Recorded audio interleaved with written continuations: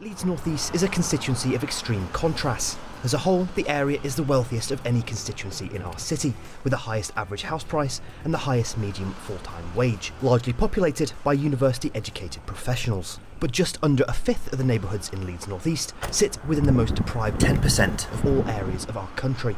In particular, Chapeltown, home to the city's West Indian community and the oldest Caribbean carnival in Europe. The seat also represents one of the largest Jewish communities of any constituency nationally. One of the core issues facing Leeds North East in recent years has been school class sizes. The average for Key Stage 1 is now just under the statutory limit of 30 pupils per class, with 18 out of 23 local primaries either at or above the 30 pupil limit. Take, for example, Northumberland Council. Northumberland Council is one of the worst performing localities in the country, but its starting rate of children in free school meals is below the national average, and well below the average for the North East. Sunderland, however, has higher levels of child deprivation, even by North East standards, but those children have significantly better chances of climbing up the social ladder. The report also suggests that recent devolution deals for certain authorities could leave them better equipped to tackle the root causes moving forward. Liverpool, though, is one who's seemingly yet to see those benefits to its new Metro Mayor, who's been in place for just over 6 months. It's in the worst performing 10% of local authorities. But none of this conventional security tech, stocked or employed by the company, were able to protect it when the business systems came under cyber attack. Last May, hackers were able to hijack the store's various computers, holding to ransom tens of thousands of pieces of data relating to the store's product code stocking system. For the owner, it was a startling introduction to a new category of crime. The recovery time was about a year from it.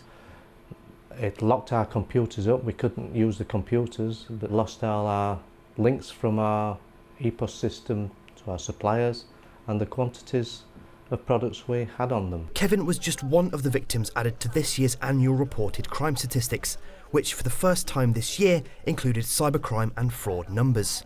These additional recorded crimes contributed to the 5.4% that made up West Yorkshire's contribution to the total crime across England and Wales, putting it third behind the two other major urban areas of London and Manchester. The region also saw sharp spikes in reports of both violent crime at 48% increase and overall crime at a 22% increase, both also the third highest increases year on year. But on a local scale, Joe, what are the seats that we're looking at tonight as being the potential seats that could change here in Leeds? There are quite a few interesting seats for Leeds. The first one that everyone will be looking at is Morley and Outwood, the most marginal seat in Yorkshire and the Humber with just 422 votes in it. Andrea Jenkins will be looking, hopefully, to extend her lead there. Looking elsewhere in the city, we're looking at Leeds North West, Greg Mulholland's seats. There has been a massive drive, particularly amongst Labour, to get students, young voters signed up. It looks like they've been successful with a massive increase in the voter registration there, and early YouGov constituency level polls are putting that potentially under threat. Liverpool is still ranked in the bottom 10 local authorities in the country for empty homes, with 30 empty homes for every single square kilometre. They have made significant progress in getting that rate down in the long term, but in the last year, some of that good work was undone. Data released today showed that they are one of 150 local authorities in which the rate of empty homes increased between 2015 and 2016. The data also shows a clear regional difference in the trajectory of empty homes.